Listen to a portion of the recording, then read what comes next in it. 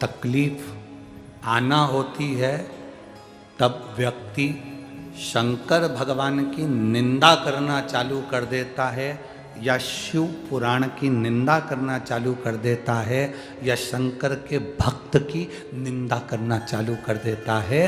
सब समझ लेना, जब मुख से शंकर की निंदा हो रही हो, शिव पुराण की निंदा लोग कर रहे हों, जिसने करी, अब समझ लेना कि उसके जीवन का तकलीफ का समय प्रारंभ हो गया।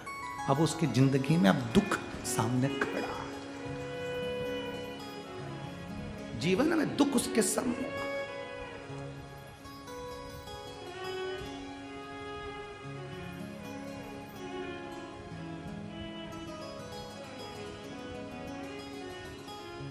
जैसे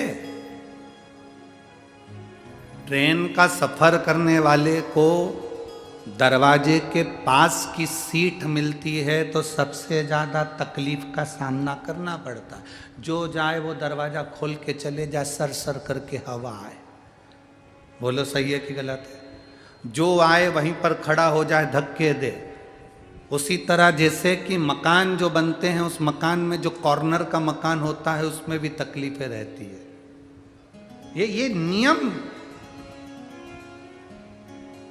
जैसे हवा के प्रेशर पड़ता है दरवाजे पर, तो दरवाजे पर पड़ता है तो वहीं बैठे हुए व्यक्ति को तकलीफ भोगना। उसी तरह शिव की निंदा करने वाला, शंकर की निंदा करने वाला, शंकर के लिए अपशब्द कहने वाला, वो उसको भोगना पड़ेगा। अब नारद जी का समय आ गया जिन्होंने रुद्राक्ष को जमीन पर फेंक दिया, जिसकी कोई मूलता नहीं जानी। कितना सुंदर कहा, तुलसी का मन का और रुद्राक्ष का मन का कभी खंडित नहीं होता।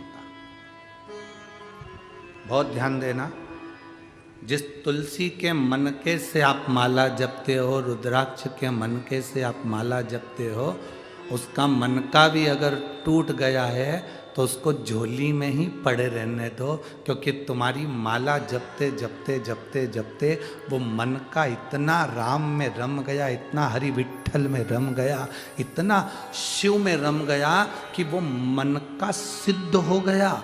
और इतना सिद्ध हो गया कि वो मन का टूटने के बाद भी टूटा हुआ नहीं है, वो सिद्ध की सिद्ध है। किसी भी देवता की मूर्ति टूट जाती है तो खंडित कहलाती है। राम जी की मूर्ति टूट गई, खंडित कहलाएगी। भगवान कृष्ण की मूर्ति टूट गई, खंडित कहलाएगी। दत्त की मूर्ति टूट गई, खंडित कहलाएगी। जिस देवता की मूर्ति है जरा सी भी टूट गई तो खंडित कहलाती है।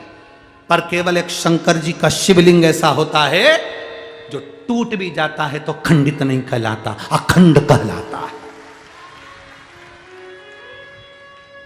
तुम्हारे घर में अगर शंकर का शिवलिंग है, वो टूट भी गया, आप सीहोर का कंकर उठा कर लिया, उसके टुकड़े टुकड़े हो गए। आप शंकर नर्मदा का कंकर उठा के लिया, उसके टुकड़े टुकड़े हो गए। तुम्हारे घर में जो शिवलिंग है वो टूट गया, खंडित हो गया, वो खंडित नहीं माना जा सकता,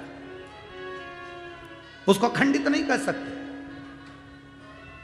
उसके 4 टुकड़े भी हो गए तो वो सहस्त्र कहलाएगा, उसके टुकड़े टुकड़े भी हो गए तो सहस्त्र शिवलिंग कहलाएगा, सहस्त्रलिंग कहलाएगा, वो खंडित नहीं कहला सकता।